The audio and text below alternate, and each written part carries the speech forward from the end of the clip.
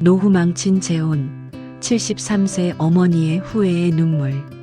저는 한미숙, 올해 73살입니다. 20살에 시집와서 50여 년을 한 남자만 바라보며 살았는데 남편이 세상을 떠난 지도 벌써 20년이 흘렀네요. 꽃집을 연 건 남편이 떠나고 3년째 되던 해였어요. 딸 다인이가 엄마 집에만 계시지 말고 뭔가 해보세요라고 했거든요. 처음엔 무슨 일을 할 수 있을까 막막했는데 어릴 때부터 좋아했던 꽃을 생각해보니 마음이 조금씩 움직이더라고요. 그런데 한 달 전쯤부터 꽃집에 자주 오시는 분이 계셨어요. 처음엔 그냥 지나가다 들르시는 줄 알았는데 계속 오시더라고요. 키가 크고 단정한 모습의 할아버지셨는데 꽃을 보시는 눈빛이 남달랐어요. 어떤 꽃을 찾으세요? 라고 물어보니 그냥 보고 있으면 마음이 편해져서요라고 하시더라고요. 그 말에 뭔가 친근함이 느껴졌어요. 저도 꽃을 보면 마음이 차분해지거든요. 며칠 후 또 오셨을 때는 조금 더 긴 대화를 나눴습니다. 혼자 사세요? 라고 물어보시길래 네, 남편이 세상을 떠난 지 오래됐어요 라고 했더니 저도 아내를 먼저 보내고 혼자 지내고 있어요 라고 하시더라고요. 그 순간 묘한 동질감이 느껴졌어요. 같은 외로움을 아는 사람끼리만 나눌 수 있는 그런 시선이었을까요? 혼자 지내는 게 참 쉽지 않죠라고 하시는 태수 씨의 목소리에는 진심이 담겨 있었습니다. 저도 모르게 그러게요. 가끔은 정말 말 한마디 나눌 사람이 그립더라고요라고 대답했어요. 그날부터 태수 씨는 더 자주 오셨어요. 꽃을 사지 않아도 그냥 앉아서 이야기를 나누곤 했죠. 어떻게 살아오셨는지, 자식들은 어떤지, 요즘 무엇을 하며 지내는지 소소한 이야기들이었어요. 교장 선생님을 하셨다고요? 네, 40년 동안 아이들을 가르쳤어요. 태수 씨가 말하는 학교 이야기들을 들으면서 저도 제 젊은 시절을 떠올렸어요. 그때는 정말 살았거든요. 어느 날 비가 오는 저녁이었어요. 가게 문을 닫으려는데 태수 씨가 우산을 들고 오셨더라고요. 비 오는데 집까지 데려다 드릴게요라고 하시면서요. 우산 아래서 나란히 걸으며 집까지 가는 그 짧은 시간이 정말 오래간만에 느끼는 따뜻함이었어요. 누군가가 저를 챙겨준다는 느낌, 오랫동안 잊고 있었던 감정이었습니다. 혹시 괜찮으시다면 내일 저녁에 식사 한번 하실까요? 태수 씨의 조심스러운 제안에 저는 잠시 망설였어요. 이 나이에 누군가와 식사를 한다는 게 어색하기도 했고 오랫동안 혼자 지내다 보니 사람들과 어울리는 것도 서툴러졌거든요. 하지만 마음 한구석에서는 그래, 한 번쯤은이라는 생각이 들었어요. 20해 동안 혼자였던 저에게도 새로운 시작이 있을 수 있지 않을까요? 좋아요. 그렇게 해요라고 대답하고 나니 가슴이 두근두근했습니다. 언제 이런 설렘을 느껴봤나 싶더라고요. 마치 처음 연애하는 처녀처럼 말이에요. 그날 밤 집에 돌아와서도 잠이 오지 않았어요. 거울을 보며 내가 너무 늙었나 생각도 해보고 옷장을 뒤져서 괜찮은 옷이 있나 살펴보기도 했죠. 이제 막 시작된 이 따뜻한 감정이 어디로 향할지는 모르겠지만 오랫동안 얼어있던 제 마음에 봄이 오는 것 같았습니다. 태수 씨와의 첫 식사는 정말 오랜만에 느끼는 설렘이었어요. 작은 한식당에서 마주 앉아 이야기를 나누는데 마치 시간이 거꾸로 흐르는 것 같았습니다. 선생님은 어떤 음식을 좋아하세요?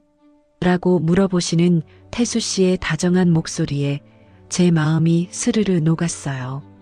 저는 집에서 혼자 먹던 게 워낙 단조로워서요. 이렇게 누군가와 함께 먹는 밥이 이렇게 맛있는 줄 몰랐네요 라고 말하니까 태수 씨가 활짝 웃으시더라고요. 그 웃음이 참 따뜻해 보였어요. 그날부터 우리는 자주 만나기 시작했습니다.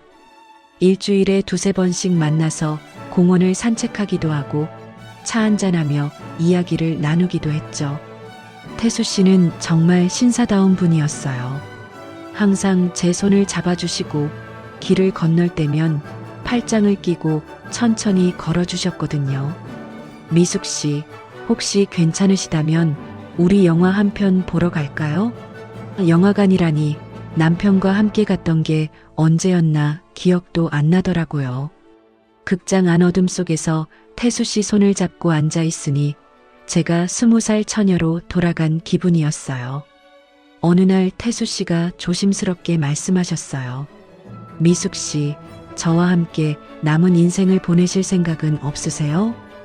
그 말을 듣는 순간 가슴이 쿵 내려앉았어요. 기쁘면서도 두려웠거든요. 이 나이에 다시 누군가와 가정을 꾸린다는 게 과연 괜찮을까 하는 생각이 들었죠. 하지만 태수 씨가 제 손을 꼭 잡으며 우리 서로 의지하면서 살아요. 혼자 있으니까 너무 외롭잖아요 라고 하시니까 마음이 기울었어요. 맞아요. 정말 외로웠거든요. 딸 다인이한테 전화를 걸어서 조심스럽게 말했어요. 다인아, 엄마가 좋은 분을 만났는데 어떻게 생각해? 처음엔 다인이가 깜짝 놀라더라고요. 엄마, 정말요? 어떤 분이세요? 태수 씨에 대해 자세히 설명해 드리니까 다인이가 정말 기뻐했어요. 엄마, 정말 좋아요. 엄마도 이제 행복하셔야 해요. 아빠 돌아가시고 나서 엄마가 얼마나 외로우셨는지 제가 다 알아요. 결혼하세요. 딸의 축복을 받으니까 마음이 한결 가벼워졌어요. 태수 씨에게 좋아요. 함께 해요라고 대답했을 때 태수 씨가 얼마나 기뻐하시던지 그 모습을 보니까 제가 옳은 선택을 한 것 같았어요. 하지만 태수 씨 딸 미라를 처음 만났을 때의 충격은 잊을 수가 없어요. 태수 씨가 미라야, 아빠가 결혼하려는 분이야 라고 소개하시니까 미라가 저를 위아래로 훑어보며 차갑게 인사했거든요. 안녕하세요 라는 인사말도 어찌나 건조하던지요. 식사 자리에서 미라가 아버지, 그분 정말 믿을 수 있는 분 맞아요? 요즘 세상에 혼자 사는 남자들 노리는 여자들 많다던데요 라고 하는데 제가 옆에 앉아 있는데도 마치 없는 사람 취급하더라고요. 태수 씨가 미라야, 그런 말 하는 게 아니야 라고 하셨지만 미라의 시선은 계속 차가웠어요. 아버지는 순진하셔서 모르시는 거예요. 제가 좀 더 알아봐야겠어요 라고 하면서 저를 쳐다보는 눈빛이 정말 따갑더라고요. 그날 밤 집에 돌아와서 울었어요. 내가 뭘 잘못했나 싶고 정말 태수 씨와 결혼하는 게 맞나 하는 생각이 들었거든요. 하지만 곰곰 생각해 보니까 그래, 이제는 내 삶을 살자. 다른 사람 눈치 보느라 내 행복을 포기할 수는 없어라는 마음이 들었어요. 태수 씨도 미라 때문에 고민이 많으셨어요. 미숙 씨, 미라가 그런 말을 해서 정말 미안해요. 시간이 지나면 이해할 거예요 라고 하시는데 목소리에 힘이 없더라고요. 하지만 우리는 결혼을 하기로 했어요. 구청에 혼인신고를 하고 작은 식당에서 가족들만 모여서 간소한 결혼식을 올렸죠.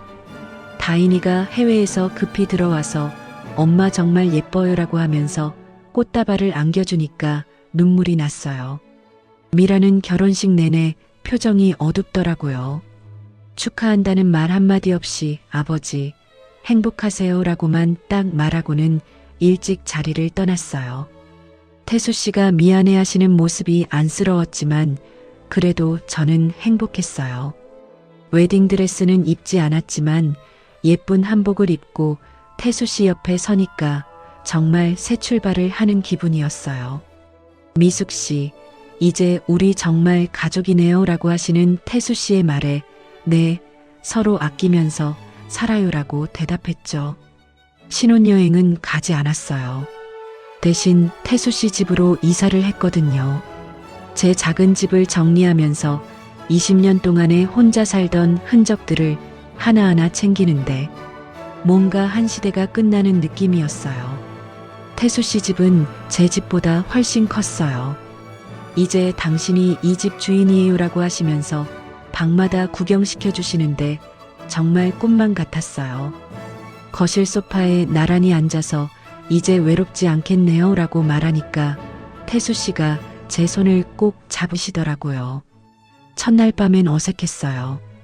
20년 만에 누군가와 같은 침실을 쓴다는 게 낯설었거든요. 하지만 태수 씨가 천천히 적응해요. 서두를 필요 없어요라고 하시니까 마음이 편해졌어요. 그 밤 잠들기 전에 생각했어요. 73세에 다시 시작하는 사랑, 과연 잘할 수 있을까? 하지만 옆에서 고요히 숨쉬는 태수 씨를 보니까 든든했어요. 이제 혼자가 아니구나.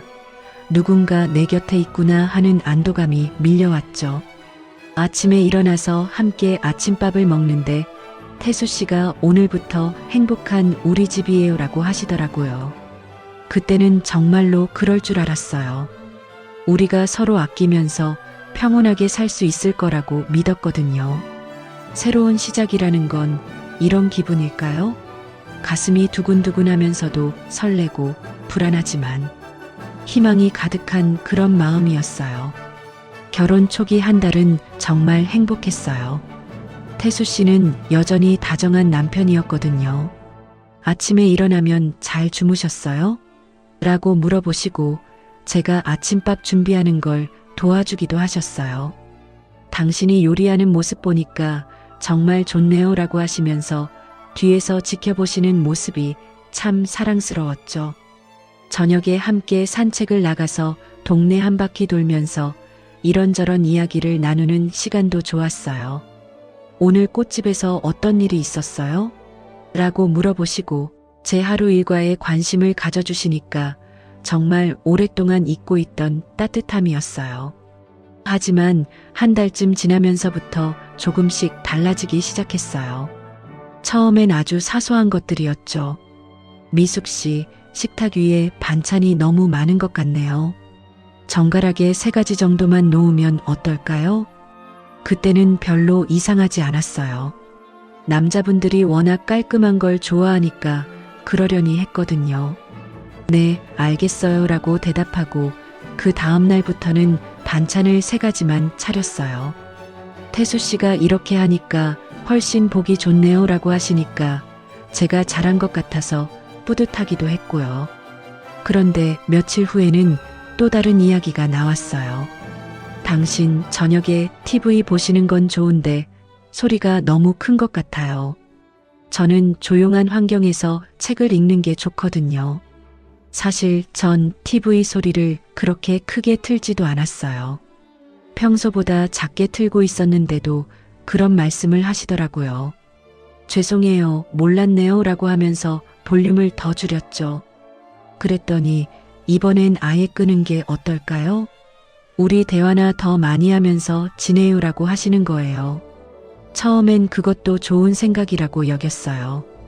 부부가 대화를 많이 하는 게 좋은 거니까요. 하지만 막상 TV를 끄고 나니까 집안이 너무 조용해서 답답했어요. 혼자 살 때는 TV 소리가 외로움을 달래주는 친구 같았거든요. 태수 씨, 뉴스라도 잠깐 볼까요? 라고 조심스럽게 말했더니 뉴스는 아침 신문으로 충분해요.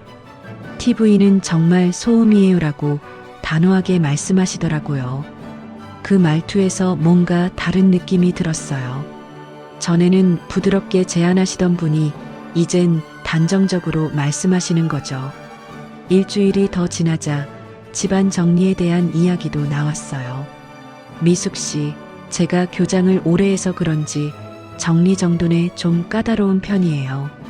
앞으로 집안 정리는 제 방식대로 하면 어떨까요? 어떤 방식인데요? 라고 물어보니까 정말 세세하더라고요. 수건은 어떻게 개어서 어느 위치에 놓아야 하고 설거지한 그릇은 어떤 순서로 정리해야 하고 심지어 신발도 현관에 어떻게 배치해야 하는지까지 다 정해 놓으셨더라고요. 이렇게 하면 집이 훨씬 깔끔해 보여요. 당신도 금방 익숙해질 거예요 라고 하시는데 솔직히 좀 부담스러웠어요. 20년 동안 혼자 살면서 제 나름대로의 방식이 있었거든요.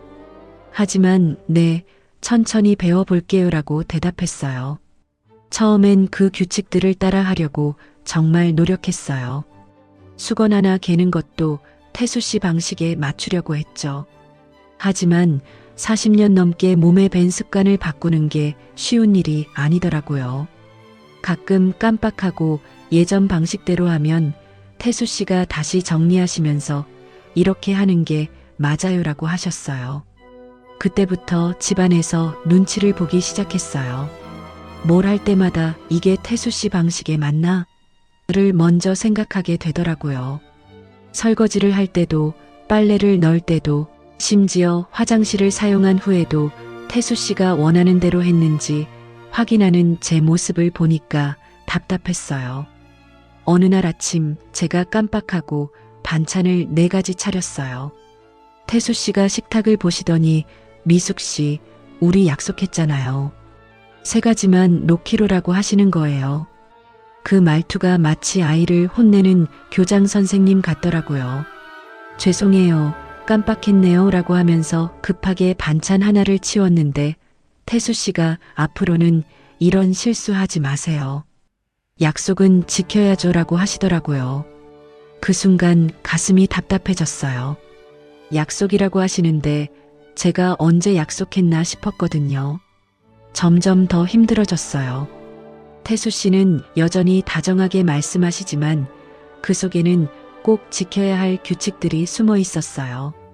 당신을 위해서 하는 말이에요 라고 하시면서도 제가 조금이라도 다르게 하면 기분 나빠하시는 게 느껴졌거든요.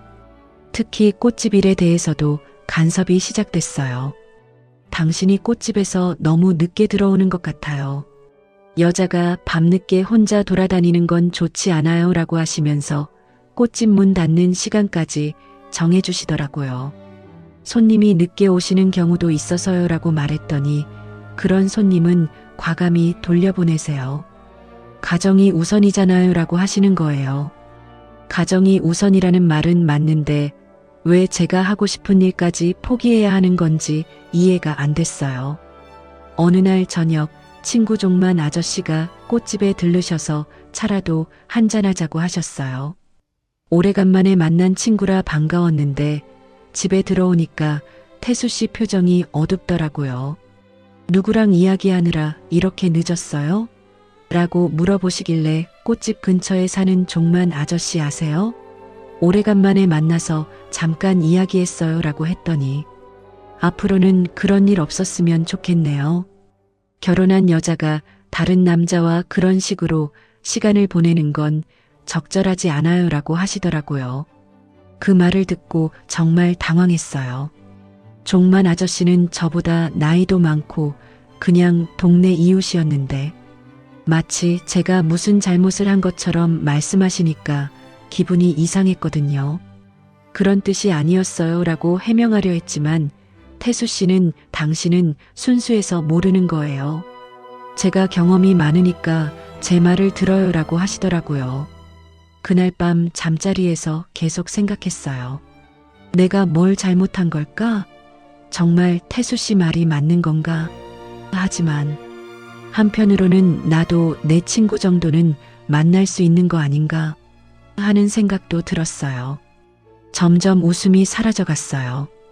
예전엔 꽃집에서 손님들과 이야기하는 게 즐거웠는데 이제는 집에 늦게 들어가면 또 뭐라고 하실까봐 조바심이 나더라고요. 집에서도 편안하지 않았어요. 항상 태수 씨 눈치를 보게 되고 뭘 할 때마다 이게 맞는 방식인가 확인하게 되었거든요. 어느 날 거울을 보는데 제 얼굴이 많이 어두워져 있더라고요. 결혼하고 나서 더 밝아질 줄 알았는데 오히려 표정이 굳어 있었어요. 이게 내가 원했던 결혼 생활인가 하는 생각이 들었지만 아니야. 조금 더 적응하면 괜찮아질 거야. 태수 씨도 날 사랑하니까 하는 말이겠지 하면서 스스로를 달랬어요. 그렇게 참으면 가정의 평화가 올 거라고 믿었거든요. 하지만 시간이 지날수록 그 평화는 제가 저를 지우면서 얻는 평화라는 걸 깨닫기 시작했어요. 결혼한 지 2달쯤 되었을 때부터 미라가 자주 집에 오기 시작했어요. 처음엔 일주일에 한 번 정도였는데 점점 더 자주 오더라고요. 화요일에 왔다가 목요일에 또 오고 주말에도 당연히 오는 시기였죠. 안녕하세요라고 인사는 하지만 저한테 하는 인사가 아니라 그냥 형식적으로 던지는 말 같았어요. 정작 태수 씨를 보면 표정이 완전히 달라지더라고요. 아빠 어떻게 지내세요? 라고 하면서 환하게 웃는 모습이 저를 대할 때와는 정말 달랐어요. 어느 날 미라가 집안을 둘러보면서 엄마 집 관리 잘하고 계세요? 라고 묻더라고요. 엄마라고 부르긴 하는데 그 목소리에 존경이나 친근함은 전혀 없었어요. 마치 관리인한테 묻는 것 같은 톤이었거든요. 네, 열심히 하고 있어요 라고 대답했는데 미라가 부엌으로 가서 냉장고를 열어보고 찬장도 들여다보더라고요. 아빠 드실 것들 제대로 챙겨드리고 계신가요? 아빠는 위가 좀 약하셔서 자극적인 음식 드시면 안 돼요. 그런 말을 들으니 제가 남편 건강도 제대로 챙기지 못하는 아내인 것처럼 느껴졌어요. 사실 태수 씨가 위가 약하다는 말씀은 한 번도 안 하셨거든요. 미라가 아는 태수 씨와 제가 아는 태수 씨가 다른 사람 같았어요. 미라가 올 때마다 태수 씨는 완전히 다른 사람이 되었어요. 평소에 저한테는 차분하고 권위적이셨는데 딸 앞에서는 정말 자상한 아버지가 되시더라고요. 미라야, 요즘 회사 일은 어때? 힘들지 않아? 라고 물어보시는 목소리가 얼마나 다정하던지요. 어느 토요일 오후 미라가 와서 아빠, 우리 예전에 자주 가던 그 중국집 가실래요? 거기 짜장면 드시고 싶지 않으세요? 라고 하더라고요. 태수 씨가 그래, 좋지.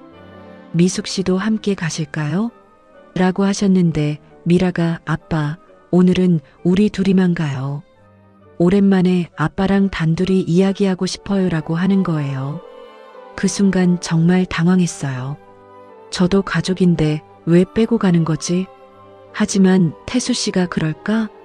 미숙 씨는 집에서 좀 쉬세요 라고 하시니까 할 말이 없더라고요.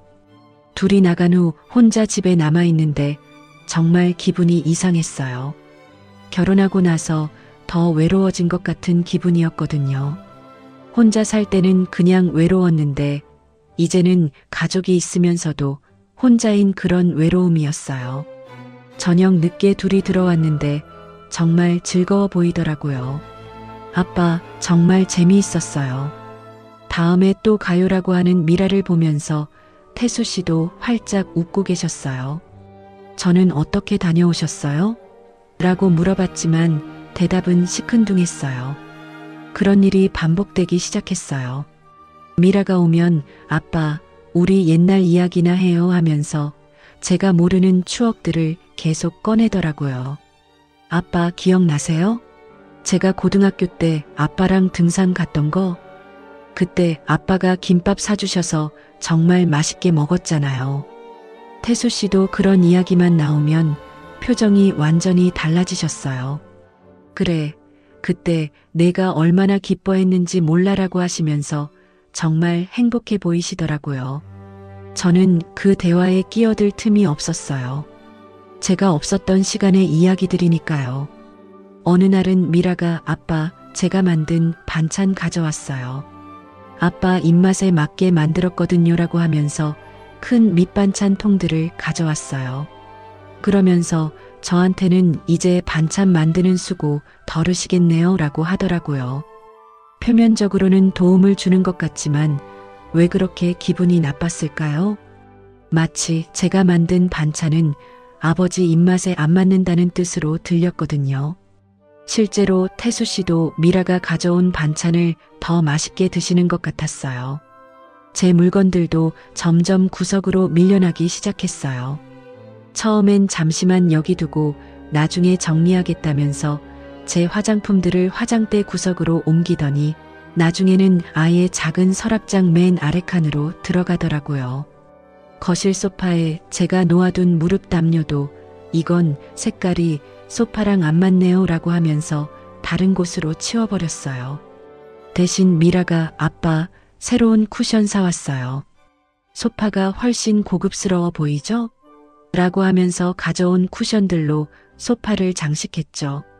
하나하나는 작은 일이었는데 그게 쌓이니까 정말 제가 이 집의 주인이 아닌 것 같은 느낌이 들었어요. 제 흔적들이 하나씩 지워져 가는 것 같았거든요. 가장 힘들었던 건 가족 사진을 찍을 때였어요. 미라가 아빠, 우리 사진 찍어요라고 하면서 스마트폰을 꺼내는데 자연스럽게 태수 씨 옆에 바짝 붙어서 찍더라고요. 저는 조금 떨어진 곳에 서 있게 되고요. 저도 들어갈까요? 라고 조심스럽게 물어봤더니 아, 네네라고 하면서 마지못해 자리를 만들어주는 시기였어요. 그렇게 찍은 사진을 보면 진짜 가족은 태수 씨와 미라고 저는 그냥 옆에 서 있는 사람 같았어요. 어느 일요일 아침이었어요. 미라가 일찍 와서 아빠 브런치 만들어 드릴게요. 아빠 좋아하시는 계란 베네딕트요라고 하면서 부엌에서 요리를 하기 시작했어요. 저는 그냥 거실에 앉아서 지켜보고 있었는데 정말 제가 손님 같더라고요. 다 됐어요. 아빠 드세요라고 하면서 예쁘게 차린 아침상을 가져오는데 접시가 2개뿐이었어요. 미라와 태수 씨 것만요. 저는 어떻게 하죠? 라고 물어봤더니 아, 죄송해요. 깜빡했네요. 잠깐만요라고 하면서 급하게 제 것도 준비하더라고요. 하지만 그게 진짜 깜빡한 게 아니라는 걸 알 수 있었어요. 애초에 저는 계산에 없었던 거죠. 그 순간 정말 가슴이 답답했어요. 내가 이 집에서 무슨 존재인가 하는 생각이 들었거든요. 태수 씨도 그런 상황들을 보면서 뭔가 느끼셨을 텐데 전혀 문제라고 생각하지 않으시는 것 같았어요. 오히려 딸이 자주 와서 챙겨주니까 좋아하시는 것 같았죠. 저는 점점 이 집에서 투명 인간이 되어가는 느낌이었어요. 물리적으로는 같은 공간에 있지만 정서적으로는 완전히 밖에 서 있는 그런 기분이었거든요. 가족의 일원이라고 생각하고 결혼했는데 정작 진짜 가족은 따로 있는 것 같았어요. 밤에 잠들기 전에 생각했어요. 내가 너무 예민한 건가? 미라도 아버지를 사랑하는 딸이니까 그러는 거겠지 하지만 마음 한구석에서는 계속 불편함이 사라지지 않았어요. 혼자 살 때는 외로웠지만 적어도 제 공간에서는 제가 주인이었는데 이제는 남의 집에서 눈치 보며 사는 것 같은 느낌이 들었어요. 과연 이게 제가 꿈꾸던 결혼 생활인가 하는 의문이 점점 커져갔죠. 그날은 평범한 화요일이었어요. 아침에 꽃집에 나가기 전에 은행 업무를 보려고 ATM에 갔었거든요. 딸 다인이가 며칠 전에 전화해서 엄마 아이 학용품 살 돈이 좀 부족해서요. 죄송한데 조금만 도와주실 수 있을까요? 라고 했거든요.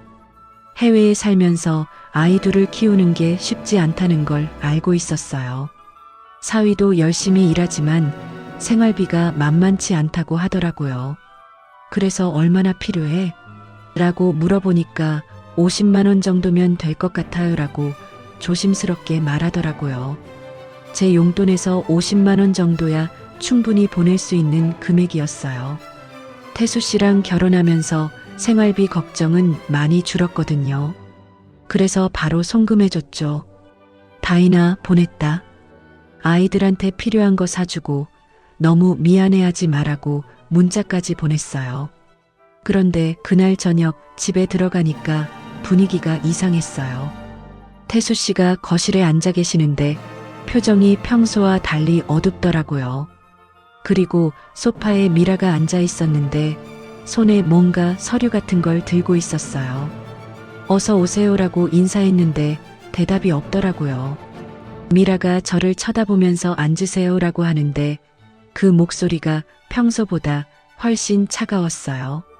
뭔가 잘못된 걸까 싶어서 조심스럽게 소파에 앉았죠. 그때 미라가 들고 있던 종이를 제 앞에 내밀더라고요. 이게 뭔지 아세요? 보니까 통장 거래 내역서였어요. 제 통장에서 오늘 아침에 50만 원이 나간 기록이 선명하게 찍혀 있었거든요. 이게 어떻게, 제 통장인데 어떻게 이 내역을, 정말 당황스러웠어요. 제 개인 통장 내역을 미라가 어떻게 알고 있는 건지 이해가 안 됐거든요. 미라가 차갑게 웃으면서 아버지 명의로 된 가족카드 사용 내역이에요. 당연히 저한테도 통지가 와요라고 하더라고요. 그제야 생각났어요. 결혼하고 나서 태수 씨가 가족카드를 만들어 주셨는데 제가 ATM에서 그 카드를 사용해서 송금한 거였어요. 그 돈 우리 가정에서 나간 거예요. 미라의 목소리가 날카로웠어요. 아버지 돈으로 당신 딸한테 용돈 보낸 거죠? 저는 급하게 해명하려 했어요. 아니에요. 제가 나중에 제 돈으로 보충할 생각이었어요. 그냥 급해서 잠깐. 하지만 미라는 제 말을 끊더라고요. 잠깐? 50만 원이 잠깐인가요? 당신이 이 집에 온 지 겨우 몇 달인데 벌써 이런 식으로 돈을 빼가는 거예요? 미라의 목소리가 점점 높아졌어요. 태수 씨를 바라봤어요. 제 편을 들어주시길 바라면서요. 하지만 태수 씨의 표정도 어둡기만 했어요. 미숙 씨, 이건 좀 그렇지 않나요? 미라 말이 맞아요. 우리 가정의 돈을 당신 딸한테 보내는 건 적절하지 않아요. 그 순간 정말 하늘이 무너지는 기분이었어요. 남편이 제 편이 되어주지 않다니요.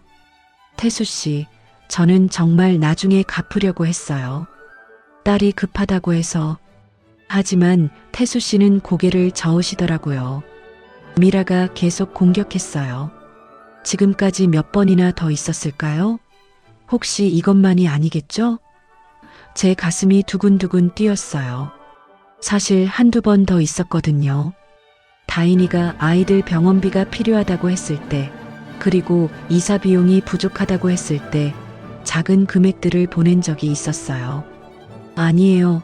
이번이 처음이에요라고 거짓말을 했지만 미라가 정말이요? 그럼 다른 내역도 다 확인해 볼게요라고 하는데 목소리에 확신이 있더라고요. 아마 이미 다 알고 있었을 거예요. 태수 씨가 한숨을 쉬시면서 당신 딸 문제는 당신이 해결해요. 우리랑 상관없잖아요 라고 하시는 거예요. 그 말을 듣는 순간 정말 숨이 막혔어요. 우리랑 상관없다고요? 제 딸인데요? 제 목소리가 떨렸어요. 저도 이 가족의 일원 아닌가요? 제 딸도 이제 태수 씨의 가족이 되는 거 아닌가요? 미라가 비웃듯이 말했어요. 가족? 당신 딸이 언제 우리 가족이 됐어요? 아버지랑 저는 혈육이에요. 혈육이요. 당신이야 결혼으로 들어온 거니까 그렇다 쳐도 당신 딸까지 왜 우리가 책임져야 해요? 그 말을 듣고 정말 화가 났어요. 주먹이 떨렸어요. 그럼 저는 누구의 가족인가요? 저는 여기서 뭐예요? 그냥 가정부예요? 가정부라니요. 그런 말씀 마세요. 태수 씨가 말씀하셨지만 표정은 여전히 차가웠어요. 하지만 당신 딸 일은 정말 별개예요. 우리 가정과는 상관없는 일이에요. 저는 믿을 수가 없었어요. 결혼할 때는 서로 의지하면서 살자고 했잖아요. 그런데 제 딸은 왜 가족이 아니라는 거죠? 미라는 태수 씨의 가족이고 저는 그냥 결혼으로 들어온 사람이고 제 딸은 완전히 남인 거예요? 저희가 결혼할 때 서로 가족이 되는 거라고 했잖아요. 그럼 제 딸도 당연히. 하지만 미라가 또 끼어들었어요. 그건 당신 혼자 생각하는 거예요. 우리가 언제 당신 딸까지 책임지겠다고 했어요? 아버지 맞죠? 미라가 태수 씨를 쳐다보니까 태수 씨가 고개를 끄덕이시더라고요. 그 순간 정말 절망스러웠어요. 제가 뭘 위해 결혼을 했나 싶었거든요. 함께 늙어가면서 서로 의지하자고 했는데 정작 제일 소중한 제 딸은 가족도 아니라는 거잖아요. 그럼 저는 뭐예요? 저는 정말 이 집에서 뭐예요? 목소리가 떨렸어요. 눈물이 날 것 같았지만 참았어요. 이런 상황에서 울면 더 약해 보일 것 같았거든요. 태수 씨가 당신은 제 아내예요. 하지만 그것과 당신 딸 일은 별개예요 라고 하시는데 그게 무슨 말인지 모르겠더라고요. 아내는 맞지만 딸은 가족이 아니라는 게 어떻게 가능한 거죠? 미라가 마지막으로 한 말이 정말 잊혀지지 않아요. 앞으로는 이런 일 없었으면 좋겠어요. 당신 개인 일로 우리 가정에 손해 끼치지 마세요. 손해라는 표현을 쓰더라고요. 제 딸을 도와주는 게 이 가정의 손해라는 거예요. 그날 밤 잠을 못 잤어요. 계속 생각해봐도 이해가 안 됐거든요. 나는 이 집의 아내이고 가족인데 왜 내 딸은 아니라는 거죠? 그럼 나는 정말 혼자인 건가요? 태수 씨와 미라는 원래 가족이고 저는 그냥 나중에 들어온 외부인인 건가요? 다음날 다인이한테 전화했어요. 다인아, 미안한데 그 돈 좀 돌려줄 수 있어? 다인이가 깜짝 놀라면서 왜요, 엄마? 무슨 일 있어요? 라고 했지만 사실을 말할 수가 없었어요. 그냥 집안에 돈이 좀 필요해서 미안하다 딸한테 이런 말을 하는 제 자신이 너무 초라했어요. 어머니로서의 제 존재를 완전히 부정당한 기분이었거든요. 그때부터 집안에서 완전히 위축되기 시작했어요. 뭘 할 때마다 혹시 이것도 문제가 될까 하는 생각이 들었거든요. 제가 이 집에서 진짜 가족인지 아니면 그냥 임시로 머물고 있는 사람인지 확신이 서지 않았어요. 가장 힘들었던 건 어머니로서의 제 마음을 아무도 이해해주지 않는다는 거였어요. 딸이 힘들어하면 도와주고 싶은 게 엄마 마음인데 그런 마음조차 잘못된 거라고 하니까 정말 절망스러웠거든요. 태수 씨 생일이 일주일 앞으로 다가왔을 때부터 저는 정말 열심히 준비했어요. 뭔가 특별한 생일상을 차려드리고 싶었거든요. 그동안 집안에서 여러 일들이 있었지만 이번엔 정말 좋은 아내, 좋은 가족이라는 걸 보여드리고 싶었어요. 먼저 태수 씨가 좋아하실 만한 음식들을 생각해 봤어요. 평소에 옛날에 어머니가 해주시던 갈비찜이 그립다고 말씀하신 적이 있어서 갈비찜을 준비하기로 했죠. 그리고 좋아하시는 나물들과 전 종류도 여러 가지 만들기로 했어요. 일주일 전부터 장을 보러 다녔어요. 좋은 갈비를 고르려고 정육점을 몇 곳이나 다녔고 나물 재료들도 신선한 것으로 골라왔죠. 꽃집일 끝나고 집에 와서는 밤늦게까지 음식 준비를 했어요. 케이크도 미리 주문했어요. 태수 씨가 달달한 건 별로 안 좋아하셔서 생크림 케이크보다는 단팥이 들어간 전통 케이크를 주문했거든요. 촛불도 예쁜 걸로 골라서 준비해뒀고요. 생일 전날 밤에는 거의 밤을 새다시피 했어요. 갈비찜을 끓이고 전을 부치고 나물을 무치고 손이 부르트도록 일했어요. 중간중간 태수 씨가 이렇게까지 안 해도 되는데 라고 하셨지만 저는 정말 완벽하게 준비하고 싶었거든요. 그날 아침에는 집안 대청소까지 했어요. 구석구석 먼지 하나 없이 깨끗하게 치웠고 예쁜 꽃들도 곳곳에 장식했죠. 거실 테이블에 생일상을 차리는데 정말 예뻤어요. 태수 씨, 어떠세요? 마음에 드세요? 라고 물어봤더니 고생 많이 했네요 라고 하시면서 기뻐하시더라고요. 오후 5시쯤부터 친구분들이 오시기 시작했어요. 태수 씨 동창분들이랑 동네에서 아는 어르신들까지 해서 10명 정도 되었어요. 모든 분들이 상이 정말 잘 차려졌네요 라고 칭찬해 주시니까 저도 뿌듯했어요. 그런데 파티가 시작되기 직전에 미라가 등장했어요. 손에 큰 상자를 들고 왔는데 아빠 깜짝 선물이에요 라고 하면서 상자를 열어 보이더라고요. 안에는 정말 화려한 케이크가 들어있었어요. 아빠, 내가 케이크도 주문했어요. 정말 비싼 거예요. 유명한 케이크 집에서 특별히 주문 제작한 거예요. 미라가 자랑스럽게 말하는데 그 케이크는 정말 호텔에서나 볼 법한 화려한 것이었어요. 제가 준비한 소박한 케이크와는 비교가 안 될 정도로 크고 예뻤거든요. 손님들도 우와, 정말 멋지네요. 라고 하면서 미라의 케이크에만 관심을 보이시더라고요. 미라가 이 케이크는 여기 놓으면 안 돼요. 메인 테이블에 놓아야죠 라고 하면서 제가 정성껏 차린 생일상을 치우기 시작했어요. 잠깐, 이건 하려고 했지만 이미 손님들이 다 보고 있는 상황이라 말을 하기 어려웠어요. 결국 제가 밤새 준비한 갈비찜과 전들, 그리고 케이크는 부엌 구석으로 밀려났어요. 거실 테이블에는 미라가 가져온 화려한 케이크가 중앙에 놓이고 미라가 추가로 준비한 고급 안주들이 자리를 차지했죠. 손님들은 미라 씨가 정말 효녀네요 라고 하면서 미라만 칭찬하시더라고요. 저는 옆에서 제가 준비한 것들도 있는데 라고 조심스럽게 말했지만 이미 분위기는 미라 위주로 흘러가고 있었어요. 태수 씨도 미라가 가져온 것들을 보시면서 정말 기뻐하시더라고요. 미라야, 이렇게까지 준비하다니 고맙다라고 하시면서 미라 어깨를 토닥토닥 해주시는 모습을 보니까 마음이 아팠어요. 파티가 시작되고 술이 들어가기 시작했어요. 처음에는 분위기가 좋았어요. 다들 태수 씨한테 축하 말씀도 하시고 옛날 이야기도 나누시고 했거든요.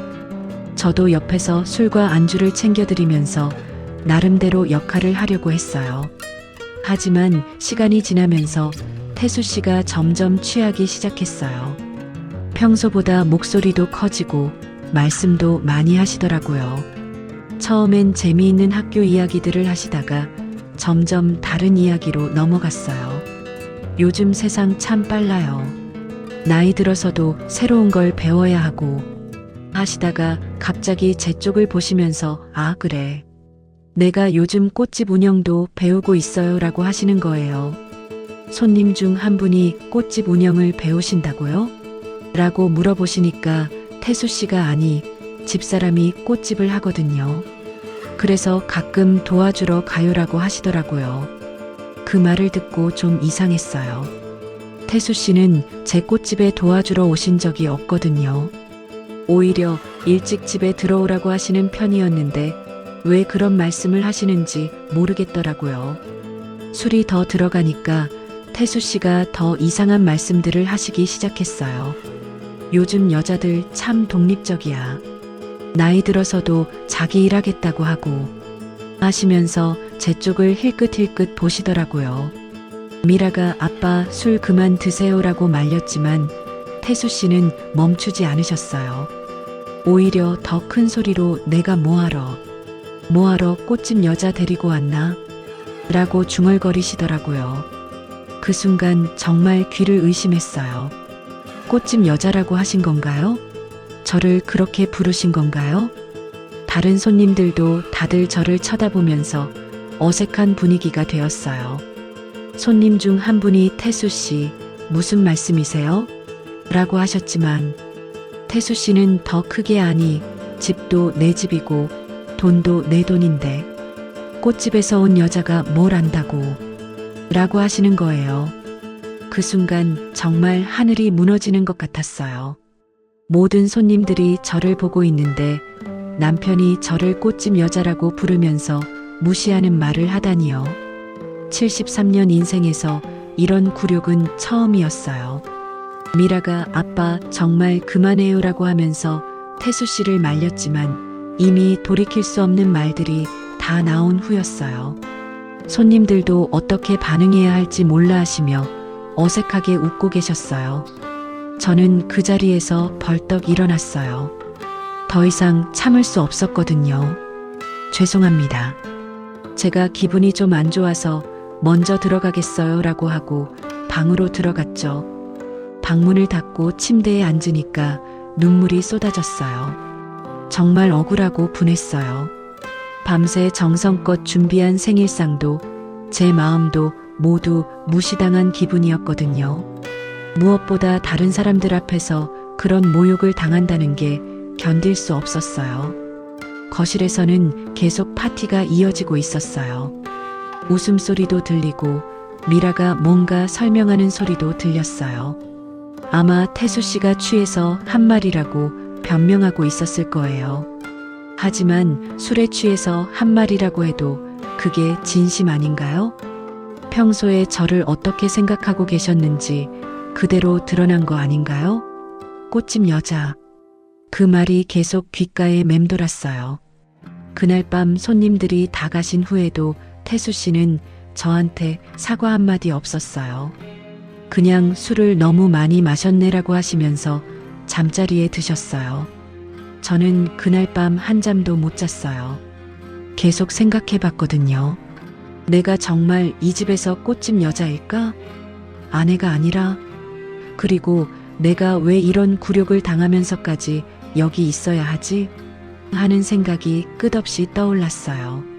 생일 파티가 끝난 다음 날부터 저는 거의 꽃집에서만 지냈어요. 집에 들어가기가 싫었거든요.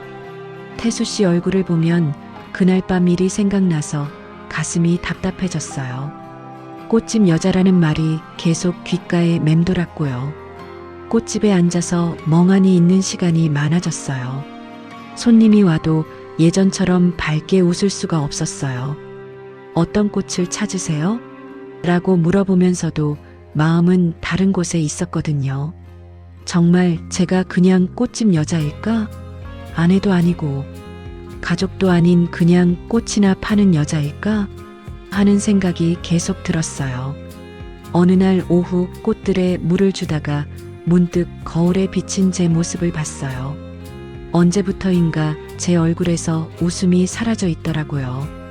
눈가에는 주름이 더 깊어졌고 입꼬리는 항상 아래로 처져 있었어요. 내가 이렇게 늙어 보였나? 싶을 정도로 초라한 모습이었어요. 그때 종만 아저씨가 들어오셨어요. 미숙 씨, 요즘 많이 힘들어 보이네요. 무슨 일 있어요?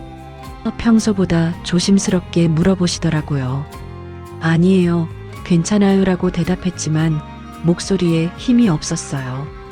종만 아저씨가 꽃들을 둘러보시더니 이 꽃들이 좀 이상하네요. 물은 주고 계신 것 같은데 왜 이렇게 생기가 없을까요? 라고 하시는 거예요. 정말 그랬어요. 분명히 매일 물을 주고 관리하고 있는데 꽃들이 예전만큼 싱싱하지 않았어요. 사람 마음이 꽃한테도 전달되나 봐요. 미숙 씨가 요즘 힘드시니까 꽃들도 따라서 힘들어하는 것 같아요. 종만 아저씨의 말에 뭔가 찔리는 느낌이 들었어요. 그날 저녁 집에 늦게 들어갔어요. 태수 씨가 왜 이렇게 늦어요?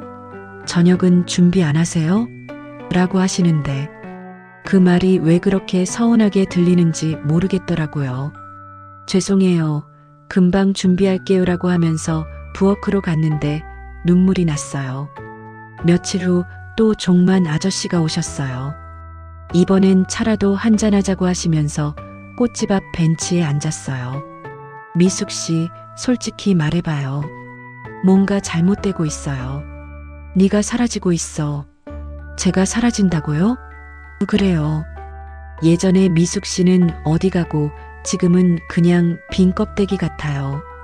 눈에 생기도 없고 웃음도 없고 그리고 이 꽃들 봐요. 내가 이상하니까 꽃들도 시들어가고 있어요. 종만 아저씨 말이 정말 맞았어요. 거울을 보면 예전에 제가 아니었거든요. 결혼하면서 더 밝아질 줄 알았는데 오히려 점점 제 자신을 잃어가고 있었어요. 결혼 생활이 힘드세요? 종만 아저씨가 조심스럽게 물어보시니까 더 이상 참을 수가 없었어요. 그동안 쌓였던 이야기들을 다 털어놓았어요. 태수 씨의 규칙들, 미라의 차가운 시선, 생일 파티에서의 굴욕까지 모든 걸 말했어요. 종만 아저씨가 들으시더니 한참 말이 없으시더라고요. 미숙 씨, 그건 결혼이 아니에요. 그건 그냥 견디는 거예요. 네가 네 자신을 지우면서 견디고 있는 거야. 하지만 결혼이라는 게 서로 맞춰가는 거 아닌가요?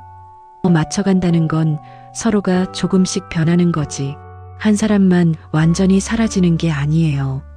지금 니는 태수 씨한테 맞추는 게 아니라 아예 니 자신을 포기하고 있어요. 그 말을 듣고 정말 많은 생각이 들었어요. 맞아요. 저는 제 자신을 포기하고 있었어요. 제가 좋아하는 것들, 제가 하고 싶은 것들, 심지어 제 딸을 사랑하는 마음까지도 모두 포기하면서 살고 있었거든요. 그럼 어떻게 해야 할까요? 일단 네 자신부터 되찾아야 해요. 네가 누군지, 뭘 원하는지부터 다시 생각해봐요. 그리고 그게 정말 불가능하다면 종만 아저씨가 말을 멈추셨지만 무슨 말인지 알 수 있었어요. 그날 밤 잠을 못 잤어요. 계속 생각해봤거든요. 내가 정말 원하는 게 뭘까? 이런 식으로 살면서까지 결혼 생활을 유지해야 하나? 새벽이 될 때 고민했어요. 다음날 꽃집에서 혼자 있는데 갑자기 결심이 섰어요. 이제 그만하자. 나도 나를 위해 살아보자. 73살이지만 아직 늦지 않았다는 생각이 들었거든요. 그날 저녁집에 들어가서 조용히 짐을 쌌어요. 많은 건 아니었어요. 제 옷가지와 개인적인 물건들만 챙겼죠. 20년 동안 혼자 살았던 제 작은 집은 아직 그대로 있었거든요. 다시 그곳으로 돌아가기로 했어요. 짐을 싸면서 생각해보니 정말 얼마 안 되더라고요. 이 집에서 진짜 제 것이라고 할 수 있는 게 별로 없었거든요. 대부분의 물건들은 태수 씨 것이거나 미라가 가져다 놓은 것들이었어요. 다음날 아침 일찍 짐을 들고 나가려는데 태수 씨가 깨어나셨어요. 어디 가세요? 그 가방은 뭐예요? 태수 씨, 저는 이제 가겠어요. 제 집으로 돌아갈게요. 태수 씨가 갑자기 화를 내시더라고요. 뭐라고요? 어디 허락도 없이 결혼한 여자가 남편한테 허락도 안 받고 집을 나간다고요? 그 말을 듣는 순간 정말 기가 막혔어요. 허락을 받아야 한다고요? 저는 물건이 아니에요, 태수 씨. 허락을 받을 이유가 없어요. 당신은 내 아내예요. 내 아내가 어디 마음대로 나가요? 내 아내라는 표현에서 느껴지는 게 사랑이 아니라 소유욕이었어요. 저를 사람으로 보는 게 아니라 자신의 소유물로 보고 있다는 걸 그때 확실히 알았어요. 태수 씨, 저는 당신의 소유물이 아니에요. 저도 제 인생이 있어요. 소유물이라니, 그런 말하는 게 아니에요. 하지만 부부는 함께 사는 거잖아요. 함께 산다는 건 서로 존중하면서 사는 거예요. 하지만 저는 여기서 존중받고 있지 못해요. 그냥 당신들 편의에 맞춰서 살고 있을 뿐이에요. 태수 씨가 더 화를 내시면서 당신이 너무 예민한 거예요. 내가 언제 당신을 무시했어요? 하고 소리를 지르시더라고요. 생일날 저를 꽃집 여자라고 부르신 것도 잊으셨나요? 제 딸을 가족이 아니라고 하신 것도요? 제가 차분하게 말하니까 태수 씨가 잠시 말이 없으시더라고요. 그건 술을 마셔서 진심이 나온 거잖아요. 평소에 저를 어떻게 생각하고 계신지 그대로 드러난 거예요. 결국 태수 씨도 할 말이 없으셨나 봐요. 그럼 당신 마음대로 하세요.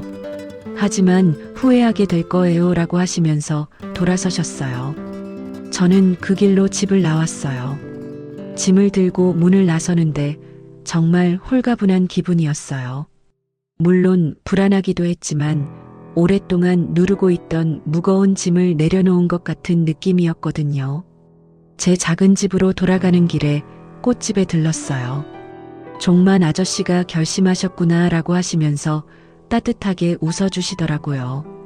그리고 이제 네 자신을 되찾아봐라고 하셨어요. 그날부터 다시 혼자 사는 생활이 시작되었어요. 처음엔 적적하기도 했지만 점차 제가 살아나는 것을 느꼈어요. 아무한테 눈치 보지 않고 제가 하고 싶은 대로 할 수 있다는 자유로움이 정말 소중했거든요.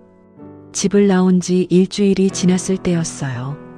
제 작은 집에서 혼자 지내면서 조금씩 마음의 평화를 되찾고 있었는데 갑자기 태수 씨가 찾아왔어요. 꽃집에서 일하고 있는데 문 앞에 서 계시더라고요. 미숙 씨, 태수 씨의 목소리가 평소와 달랐어요. 힘이 없고 떨리는 목소리였거든요. 얼굴도 많이 상해 있었어요. 며칠 동안 잠을 못 주무신 것 같았고 수염도 제대로 깎지 않으셨더라고요. 태수 씨, 여기까지 왜 오셨어요? 당신과 이야기하고 싶어서요. 제발 조금만 시간을 내주세요. 그렇게 간절하게 부탁하시니까 거절할 수가 없었어요. 꽃집 문을 닫고 근처 카페로 갔어요. 태수 씨가 커피를 주문하시는데 손이 떨리는 게 보였어요. 뭔가 많이 힘드셨나 봐요. 미숙 씨, 제가 정말 잘못했어요. 태수 씨가 먼저 말을 꺼내셨어요. 당신이 집을 나간 후에 계속 생각해 봤는데 제가 당신한테 정말 못했어요. 무엇을 잘못하셨다고 생각하세요? 저도 궁금했어요. 정말 자신이 뭘 잘못했는지 알고 계시는 건지요. 당신을 존중하지 않았어요. 당신 마음을 헤아리지 못했고 당신을 하나의 독립적인 사람으로 보지 않았어요. 제 방식대로만 살라고 강요했죠. 생각보다 정확하게 문제를 파악하고 계시더라고요. 그리고 생일날 술에 취해서 한 말들 정말 용서받을 수 없는 일이었어요. 꽃집 여자라니 당신은 제 아내인데 왜 그런 말을 했는지 저도 모르겠어요. 태수 씨가 눈물을 글썽이면서 말하시는 모습을 보니까 복잡한 기분이 들었어요.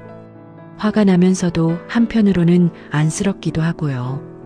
다인이 일도 제가 잘못 생각했어요. 당신 딸도 이제 우리 가족이 맞아요. 제가 너무 편협하게 생각했어요. 이 말을 들으니까 조금 마음이 움직였어요. 하지만 뭔가 늦은 것 같은 느낌도 들었어요. 태수 씨, 말씀 고맙지만 아니에요. 아직 끝나지 않았어요. 저 정말 바뀔 수 있어요. 당신한테 맞춰드릴게요. 당신이 원하는 대로 살 수 있게 해드릴게요. 그런데 그 말을 들으면서 또 다른 걱정이 들었어요. 제가 원하는 대로 살 수 있게 해주신다고요? 그것도 결국은 태수 씨가 허락해 주시는 거잖아요. 근본적으로는 변하지 않은 것 같았어요. 미라는 어떻게 생각하세요? 제가 물어보니까 태수 씨가 잠시 말을 멈추셨어요. 미라한테도 말했어요. 당신을 존중하라고, 가족으로 받아들이라고. 그래서 미라가 뭐라고 하던가요? 처음엔 이해를 못 하더라고요. 하지만 제가 계속 설득하니까 태수 씨 말이 점점 힘이 없어지더라고요. 그때 카페 문이 열리면서 미라가 들어왔어요. 우리가 앉아있는 테이블을 보더니 차가운 표정으로 다가오더라고요.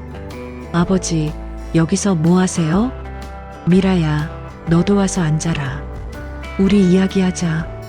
태수 씨가 말씀하시니까 미라가 마지못해 앉았어요. 하지만 저를 보는 시선은 여전히 차가웠어요. 아버지, 집에 가세요. 이런 거 하지 마세요. 미라가 태수 씨한테 말하는데 정말 싸늘한 목소리였어요. 미라야, 내가 잘못했다고 했잖아. 미숙 씨한테 사과하고 다시 시작하고 싶어? 아버지는 지금 정신이 없으세요. 며칠 동안 제대로 먹지도 못하시고. 미라가 저를 쳐다보면서 말했어요. 아버지가 이렇게 힘들어 하시는 거 보세요. 당신 때문이에요. 그 말이 마치 제가 태수 씨를 괴롭히고 있다는 뜻으로 들렸어요.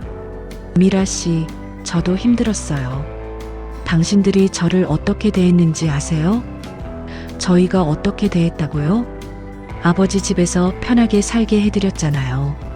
편하게 살게 해주셨다고요? 정말 어이가 없었어요. 제가 그 집에서 얼마나 눈치를 봤는지 아세요? 제 물건들이 어떻게 구석으로 밀려났는지, 제 딸을 가족이 아니라고 했을 때 얼마나 상처받았는지. 미라가 차갑게 웃으면서 그건 당신이 너무 예민하게 받아들인 거예요. 저희는 그런 의도가 아니었어요 라고 하더라고요. 태수 씨가 미라야, 그만해. 내가 정말 잘못했다고 했잖아 라고 하시니까 미라가 더 화를 냈어요. 아버지는 왜 이 사람한테 그렇게 매달리세요?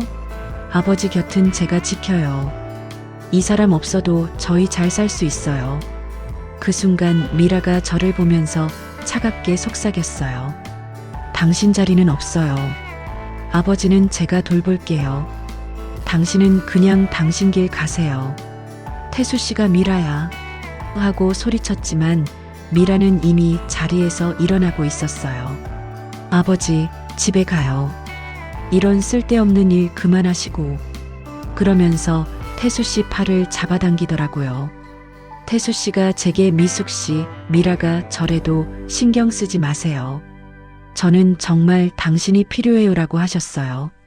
그리고 갑자기 제 앞에서 무릎을 꿇으시더라고요.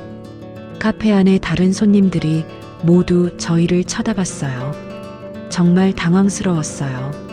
태수 씨, 일어나세요. 사람들이 다 보잖아요. 내가 잘못했어. 돌아와줘. 제발 한 번만 더 기회를 줘. 태수 씨가 눈물을 흘리면서 매달리시는 모습을 보니까 마음이 아팠어요. 하지만 미라의 차가운 시선도 느껴졌고요. 아버지, 정말 그만해요. 창피하잖아요. 미라가 태수 씨를 일으키려고 하는데 태수 씨는 계속 제게 매달리셨어요. 저는 그 상황에서 무엇을 해야 할지 몰랐어요. 태수 씨의 사과는 진심 같았지만 미라의 태도는 전혀 변하지 않았거든요. 그리고 근본적으로 태수 씨도 완전히 변할 수 있을까 하는 의문이 들었어요. 태수 씨, 일단 일어나세요. 여기서는 이야기하기 어려워요. 태수 씨가 일어나시긴 했지만 계속 애원하는 눈빛으로 저를 보셨어요. 그날 밤 집에 돌아와서 정말 많은 생각을 했어요. 태수 씨의 사과, 미라의 차가운 반응, 그리고 제 미래에 대해서 말이에요. 며칠 후 변호사 사무실을 찾아갔어요. 이혼 서류를 준비하려고요. 변호사가 정말 이혼하시겠어요? 상대방이 사과하고 있다면 한 번 더 생각해 보시는 게 라고 하셨지만 제 마음은 이미 정해져 있었어요. 이혼 서류를 손에 쥐고 집으로 돌아오는 길에 정말 복잡한 기분이었어요. 이게 맞는 선택일까? 73살에 다시 혼자가 되는 게 괜찮을까? 하지만 한편으로는 홀가분한 마음도 들었어요. 이제 더 이상 누군가 눈치를 보지 않아도 되고 제가 하고 싶은 대로 살 수 있을 거라는 생각이 들었거든요. 그날 밤 거울 앞에 서서 생각해 봤어요. 내 노후를 망친 재혼이었을까? 아니면 늦게라도 깨달음을 얻은 소중한 경험이었을까? 결혼 전에는 외롭긴 했지만 평온했어요. 결혼 후에는 더 외로웠고 상처도 많이 받았죠. 그럼 이 결혼은 실패였을까요? 이젠 누굴 위해 살아야 할까요? 평생 남편을 위해, 자식을 위해 살았는데 이제는 정말 저만을 위해 살아도 되는 걸까요? 73살에 새로 시작하는 인생, 과연 어떻게 살아가야 할까요? 여러분이라면 어떤 선택을 하시겠습니까? 사과하는 남편에게 돌아가시겠습니까? 아니면 혼자서라도 자유롭게 사시겠습니까? 제 이야기를 들으신 여러분의 생각이 궁금해요.